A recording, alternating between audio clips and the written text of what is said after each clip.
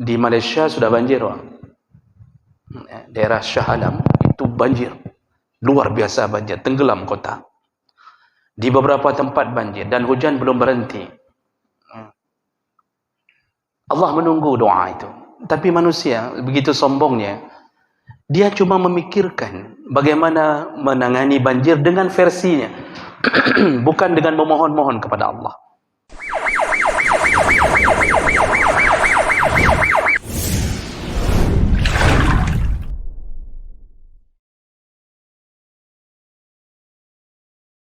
Assalamualaikum warahmatullahi wabarakatuh. Innal hamdalillah nasta'inuhu wa nastaghfiruh wa na'udzu bihi min shururi anfusina wa min sayyiati a'malina. Man yahdihillahu fala mudilla lahu wa man yudlil fala hadiya lahu. Asyhadu an la ilaha illallah wahdahu la syarika lahu wa asyhadu anna Muhammadan 'abduhu wa rasuluhul karim. Allahumma salli wa sallim ala nabiyyina wa sayyidina al-Mustafa Muhammadin wa ala alihi wa ashabihi ajma'in. Amma ba'd. Rabbi shrah li sadri wa yassir li amri wa hlul 'uqdatam min lisani yafqahu qawli. Segala puji bagi Allah, kemudian salawat dan salam kepada Rasulullah, pada keluarga dan seluruh sahabat-sahabatnya yang Allah muliakan insyaAllah. Bapak-bapak dan ibu-ibu, jemaah salat maghrib dan isya, dan mudah-mudahan kedatangan kita tercatat sebagai pahala di sisi Allah Subhanahu wa taala. Bapak ibu yang Allah muliakan, kita masih membahas tentang al-adabu 'indal matar, yaitu beradab ketika turunnya hujan. Di pertemuan kita yang lalu kita sudah membahas bahwa di antara petunjuk Nabi sallallahu alaihi wasallam ketika mendung ada doanya, ketika angin kencang juga ada doanya, dan ketika tetesan hujan turun, Rasulullah sallallahu alaihi wasallam mendoakan atau berdoa, Allahumma sayyiban nafi'ah. Jadi ketika turun hujan, Nabi mengucapkan doa, Allahumma sayyiban nafi'ah. Ini doa paling masyhur ketika turun hujan. Ya Allah, jadikanlah hujan ini yang bermanfaat. Artinya jadikanlah hujan ini menjadi kebaikan bagi kami. Nah, ini doa ketika hujan turun. Baik, kita lanjut berikutnya. Nah, ketika hujan itu ternyata sangat lebat. Hujan itu sangat lebat. Dan Nabi pun ternyata diriwayatkan dalam hadisnya bahwa Rasulullah ketika hujan sangat lebat, beliau membaca doa, Allahumma hawalaina wala alaina. Ya Allah, jadikanlah hujan ini di sekitaran kami. Jangan jadikan sebagai bala untuk kami. Jadi ketika hujan bertambah lebat, Rasulullah memohon kepada Allah, ya Allah, jadikanlah hujan ini menjadi hujan yang hanya berputar di sekitaran kami. Artinya jangan jadi musibah. Wala alaina. Jangan jadikan hujan ini ke atas kami. Artinya musibah, bala ke atas kami. Jadi mungkin doa ini jarang terdengar. Ini hadis riwayat Bukhari dengan derajat yang sahih. Selengkapnya doa ini, setelah mengucapkan Allahumma hawalaina wala alaina, Rasulullah menyambung, Allahumma alal akami, ya Allah, turunkanlah hujan dari tempat-tempat yang tinggi, wal jibali, dari gunung-gunung, wadirabi, dari bukit-bukit, kata Rasulullah, wa butunil awadiyah, dan perut-perut lembah, wa manabitis syajari, dan kemudian dari tempat tumbuhnya pepohonan. Nah, ini sambungan doa tadi. Namun bagi kita cukup ketika hujan lebat muncul rasa takut, maka katakanlah Allahumma hawalaina wala alaina. Ya Allah, jadikanlah ini hujan hanya berada di sekitaran kami. Jangan jadikan sebagai bala untuk kami. Baik. Nah, jemaah mereka Allah, kenapa harus berdoa seperti ini? Hari ini manusia jarang menghambakan diri kepada Allah. Ketika Allah memberi musibah pun dia belum tahu dirinya hamba, padahal Allah berkuasa kepadanya untuk menghancurkan sisi-sisi seluruh kehidupannya. Allah ingin mendengar dari mulut kita sebagai seorang hamba, bermohon kepada Yang Maha Kuasa. Jangan jadikan makhluknya yang bernama hujan sebagai penyebab kebinasaan kita. Makanya orang yang berdoa itu orang yang paling dicintai Allah, dan tidak disebut sombong selama masih berdoa kepada Allah. Jadi waktu Allah mengatakan allazina yastakbiruna an ibadati, mereka yang sombong kepada aku, yaitu mereka yang tidak pernah berdoa. Sombong. Orang tidak pernah berdoa itu sombong. Kenapa sombong? Dia merasa bahwa tidak perlu campur tangan Allah di dalam hidupnya. Dia merasa bahwa dia bisa menangani segala-galanya sendiri. Dan banyak manusia hari ini, begitu lebatnya hujan, berhari-hari, sudah banjir, tidak ada doa memohon kepada Allah. Yang dia fikirkan apa? Bagaimana cara menangani banjir? Padahal yang memberi banjir Allah, yang menenggelamkan Allah. Kalau orang taat pada Allah, begitu mudahnya Allah mencabut bala itu, begitu mudahnya. Yang memberi COVID Allah, yang memberi nama kita Allah, yang beri Allah, yang buat segala-gala. Tapi mulut kadang-kadang manusia ini tidak pernah merasa bahwa Allah lah yang mampu mencabut semua bala, tidak pernah. Makanya Allah paling suka kepada mereka yang menghamba-hambakan diri, bermohon-mohon. Di saat itulah hamba itu tahu dirinya hamba dan Allah sebagai Tuhannya. Di situ posisi Allah paling senang kepadanya. Rasulullah Allah sebut dirinya hamba. Subhanallazi asra bi'abadihi laylan. Maha suci Allah yang mengisrakan abdunnya.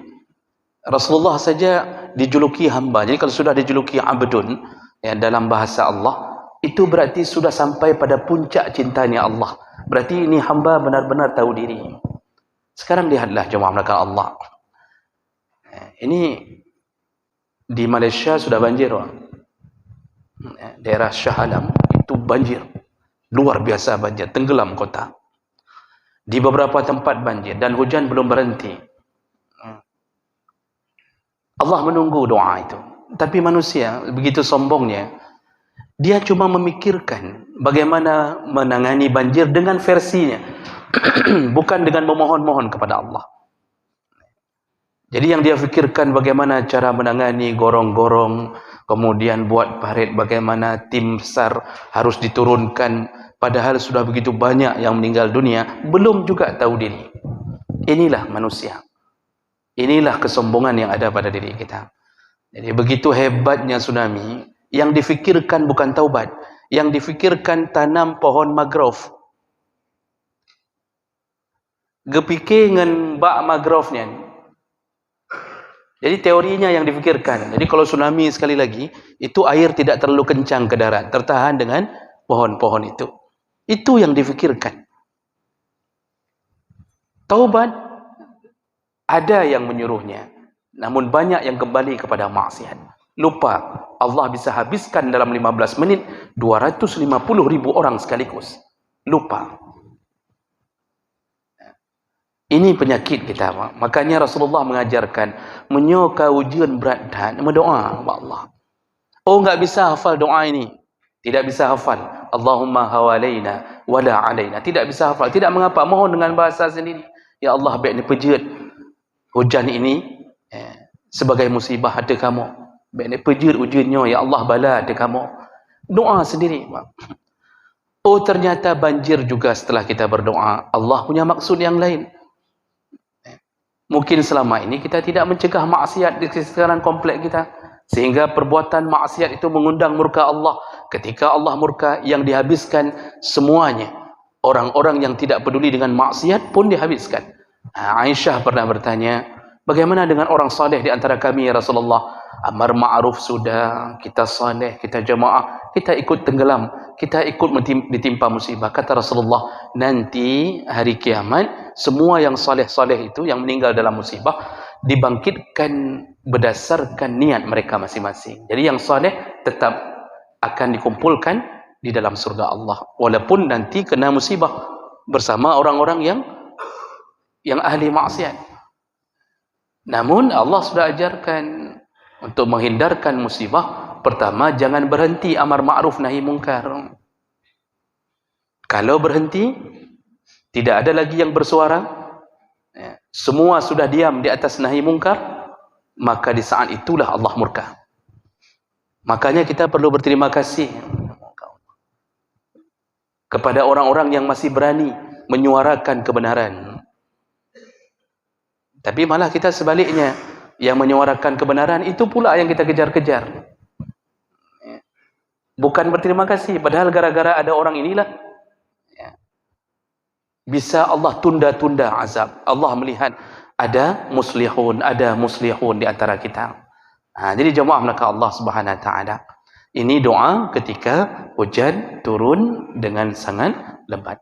Nanti bisa dicek, mungkin kalau di Google mudah mencari doa ketika turun hujan atau hujan yang begitu lebat. Dedam-dam kamu sudah tanda. Baik, berikutnya.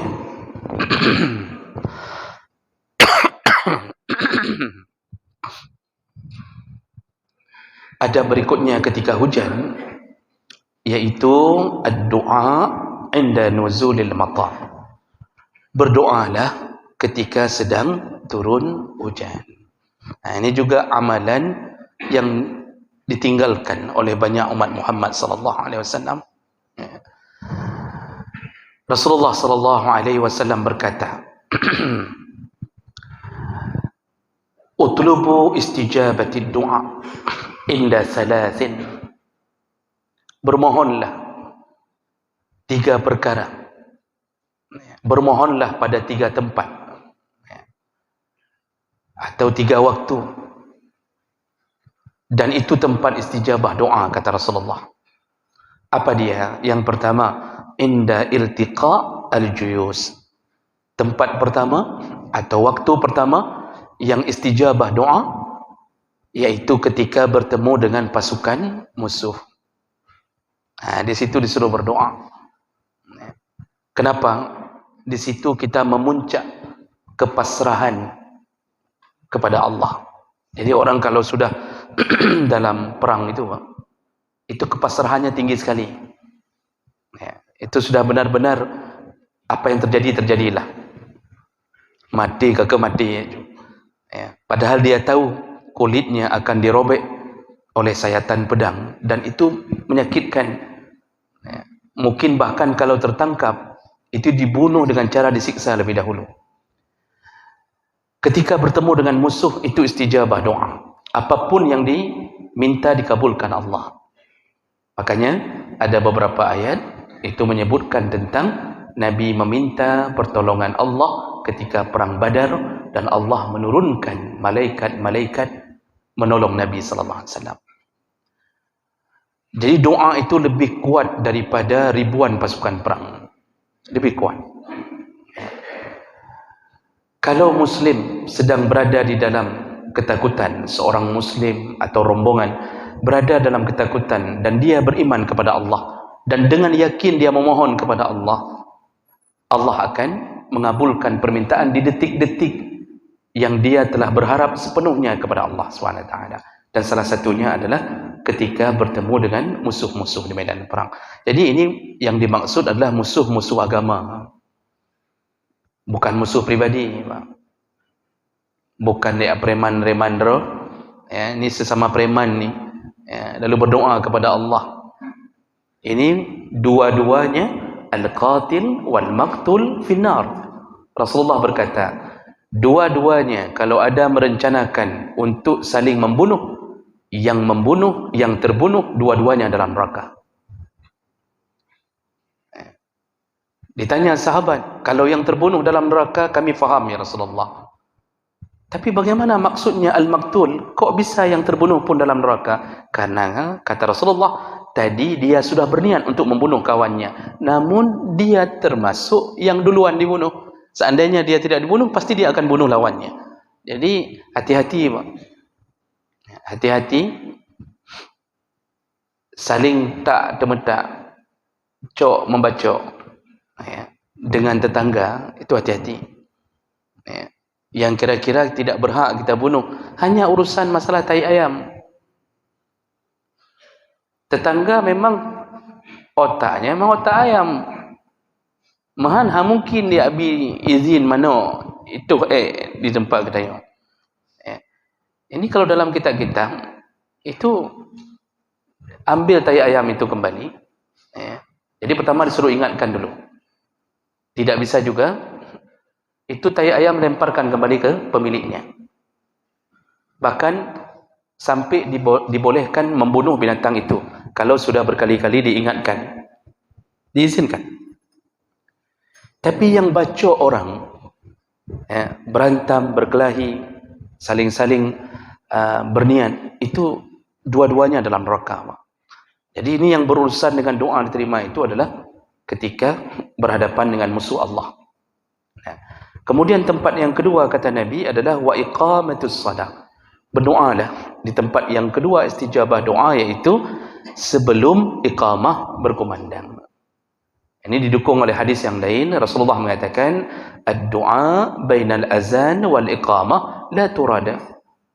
Doa di antara azan dan iqamah tidak ditolak Allah SWT. Makanya habis azan itu ada tuntunan dari Nabi langsung dalam hadis Nabi. Pertama, ketika mendengar azan, sahut azan. Kemudian yang kedua, selesai azan, salawat kepada Nabi. Salawat semuanya. Muazzin salawat, yang mendengar salawat. Kemudian yang ketiga, doa wasilah. Allahumma rabba hazihi da'wati tammah. Dan seterusnya. Dan yang keempat, ucapkan doa raditu billahi rabba wa bil islami dina wa bi muhammadin nabiyya wa rasulah. Kata Rasulullah waktu mengucapkan doa wasilah, Allahumma rabba hazihi da'wati tammah laqad ahallat lahu syafa'ati yaumal qiyamah. Yang membaca doa itu istiqamah, maka kau halalkan syafaatku untuknya hari kiamat. Maka orang yang dipastikan mendapatkan syafaat Nabi hari kiamat, yang setelah azan istiqamah membaca Allahumma rabb hazid da'wati tammah. Dan orang yang membaca raditu billahi rabba setelah azan, maka diampunkanlah dosa-dosanya yang telah berlalu. Selesai itu kita salat sunnah. Jadi kalau datang ke masjid ketika azan, kalau ditanya, kalau ada orang yang langsung salat ketika azan, sahkah salatnya? Sah, karena sudah masuk waktu. Tapi baikkah perbuatan itu? Dibilang tidak baik? Tidak begitu juga, karena dia salat. Salat perbuatan baik. Namun kalau disuruh pilih, yang mana lebih baik? Berdiri, dengarkan azan, sahut semua perkataan azan, baca semua urutan doa, baru salat. Makanya orang yang langsung salat ketika azan, itu hilang semua fadilah ini, Pak. Hilang semuanya. Tidak dapat fadilah ini. Padahal besar sekali pahalanya. Inilah doa-doa orang yang mendengarkan azan. yang bisa menyamai pahala muazzin. Muazzin itu paling besar pahalanya. Nanti hari kiamat lehernya dipanjangkan Allah untuk menunjukkan inilah hambaku yang memanggil-manggilku, ya, yang menyeru-nyeru namaku. Lalu kemana suaranya berlalu, didengarkan oleh pohon, batu, binatang, semuanya memohon ampun kepada muazzin. Semut memohon ampun kepada muazzin. Maka para muazzin jangan bunuh-bunuh semut. Itu hebatnya muazzin. Kita yang suara pas-pasan, pernah disuruh muazzin hancur masjid, Pak, kita azan. Mogok-gok masjid. Lebih bagus kita nggak usah azan. Ambil kesempatan menjawab azan. Jadi lebih bagus jangan salat dulu kalau sedang azan. Kenapa harus berdiri? Biar dapat pahala tahiyatul masjid sekaligus. Karena kalau sudah duduk tidak dapat lagi pahala tahiyatul masjid. Jadi doa mustajabah ini yang kedua ada ketika azan dan iqamah. Habis salat sunnah apa yang kita lakukan, Pak? Bukan berbisik-bisik ke samping, angkatlah tangan kepada Allah, mohonlah, disitulah istijabah doa. Jadi jangan terus-terusan melihat mesin tet-tetnya. Ada orang yang enggak berdoa terus-terusan lihat kod trip pada minit kod trip. Dia gelisah. Angkat tangan, minta apapun. Allah dengarkan doa, di situ mustajabah doa. Sayang orang hari ini tidak mengambil kesempatan itu. Padahal terus-terusan 5 waktu dia datang ke masjid. Kemudian yang terakhir yang sesuai dengan judul kita, termasuk salah satu waktu yang paling istijabah doa adalah wa nuzulul ghais, kata Rasulullah, yaitu ketika turunnya hujan. Nanti disandingkan hadis ini, bahasa turun hujan ini dengan doa ketika berhadapan dengan musuh. Disamakan ketika orang antara azan dan iqamah. Begitulah istijabahnya doa orang-orang yang berdoa ketika azan. Dan ini disambung dalam hadis yang lain, Sahal bin Sa'ad qala Rasulullah sallallahu alaihi wasallam, isnatani ma taruddani ad-du'a inda nida wa tahta al-matar. Ada 2 tempat, kata Rasulullah, tidak ditolak doa orang yang berdoa di dalamnya. Yang pertama ketika azan sampai iqamah, yang kedua ketika turunnya hujan. Jadi begitu turun hujan, coba fikirkan, yang selama ini turun hujan berapa kali kita menyempatkan berdoanya? Hujan itu turun lewatnya. Berapa kali yang sudah di antara kita sering berdoa? Kalau kita mau muhasabah diri, Pak, terlalu banyak kelalaian yang kita lakukan. Padahal Allah beri kesempatan-kesempatan yang paling baik. Minta anak saleh. Itu waktu turun hujan itu. Orang-orang yang meminta, kalau dikabulkan Allah, Allah bisa rubah segala-gala kehidupannya. Jadi kan kata Rasulullah, doa itu bisa dikabulkan di dunia kalau Allah anggap itu baik. Kemudian doa itu kalau tidak dikabulkan di dunia, maka Allah simpan di akhirat. Allah celeng. Tidak ada doa yang sia-sia.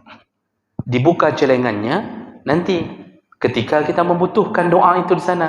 Jadi sudah menjadi sumber pahala untuk menolong kita.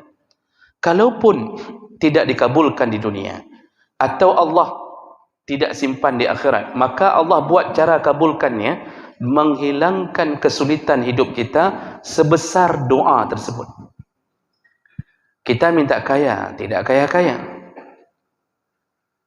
Tapi kita tidak sadar Allah menghilangkan kesulitan sejumlah kaya itu. Selayaknya kita ini dapat penyakit jantung, Pak. Selayaknya, contoh, operasi 70 juta, itu 1 cincin. Apalagi kalau pakai cincin kawin, itu bisa 150 juta. Selayaknya ratusan juta bisa habis. Namun karena kita terus-terusan berdoa kepada Allah, Allah bisa hindarkan itu. Yang menghabiskan harta sampai ratusan juta, Allah hindarkan dengan cara Allah tunda atau Allah hapus penyakit yang telah Allah tetapkan ke atas kita akibat daripada dikabulkannya doa. Ini bukan bermakna yang kena penyakit jantung tidak dikabulkan doa, ada lain yang Allah kabulkan. Begitulah kemuliaan orang-orang yang berdoa di tengah-tengah hujan. Jadi Bapak Ibu yang Allah muliakan, menantren hujan, otomatis belajarlah untuk pertama mengucapkan doa agar tidak turun bala, yang kedua mintalah doa terhadap pribadi. Ya, apa saja Pak? Anak soleh, ya, minta isteri salihah, yang sudah ada jangan minta itu lagi, ya, minta yang lain-lain Pak. Ya, jadi Allah kabulkan insyaAllah. Baik, itu dulu